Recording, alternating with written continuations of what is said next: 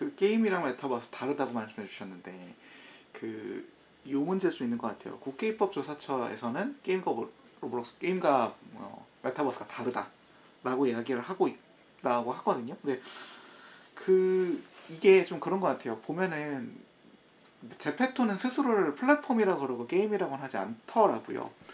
혹시 왜 스스로를 그렇게 규정하고 있는지. 저는 그 메타버스 게임은 메타버스의 중요한 플랫폼 중 하나가 될 거라고 생각을 해요.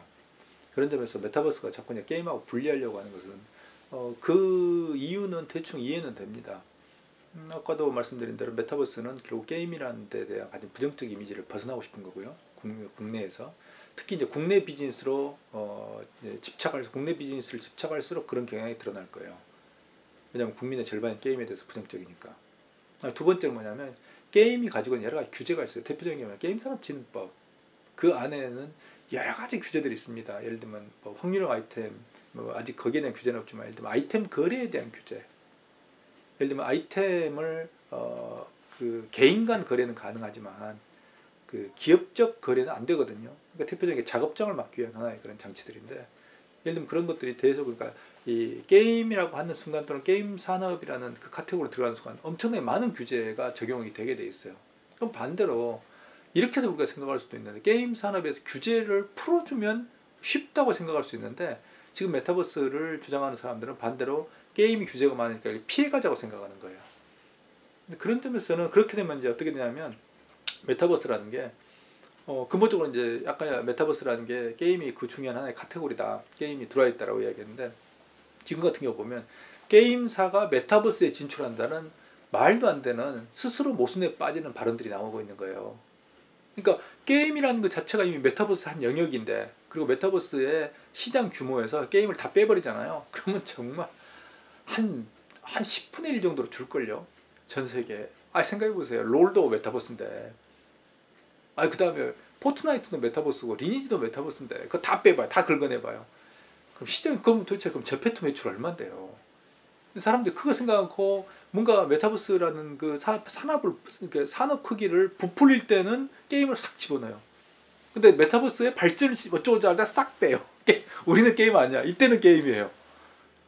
산업 규모를 이야기하고 미래 산업이 할 때는 게임을 얼른 집어넣어요. 그럼 몇백조가 나와요. 지금도 그래요. 480조, 500조, 2000, 30년까지 나오는데 그래서 게임 싹 들어대봐요. 근데 이제 정작 발전하겠다고 그러면 게임을 탁 빼고 우리는 너하고 안 놀아. 우리는 너하고 안 놀아. 한식의 이야기를 하는 걸 보면서 이게 정말로 모순이다.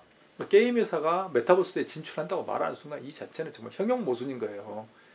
마치 한국인이 우리는 일상적으로 밥을 먹고 있으면서 난 내일부터 밥을 먹을 거야. 건강에 좋대. 나는 내일부터 이렇게 빵이 아니라 밥을 먹어야 라고 말하는 거하고 똑같아요. 그런데 이런 어떤 유치하고 말도 안 되는 이야기가 어디 있어요.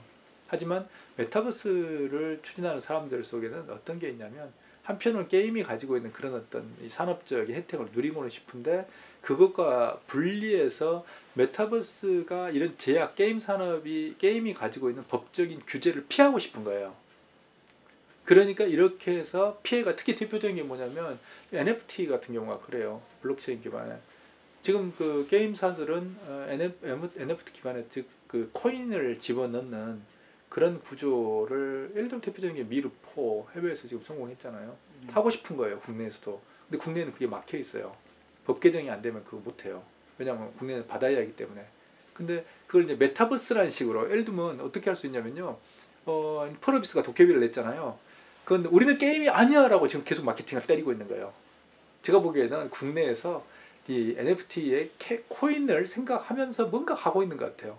그래서 주가도 띄우고 근데 우리는 게임이 아니야 라고 말하면서 또 한편으로 또 게이머들이 들어오거든요.